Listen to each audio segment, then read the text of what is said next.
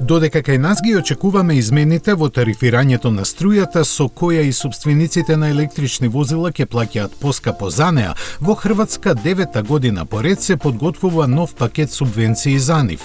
Тој според најавите треба да биде тежок скоро 14 милиони евра. За оваа намена таму лани беа издвоени 12 милиони евра, а полани половина од тоа. Како и порано, со него ќе бидат опфатени физичките и правните лица кои ќе набават електрични или плагин хибридни возила без разлика на категоријата, патнички или комерцијални.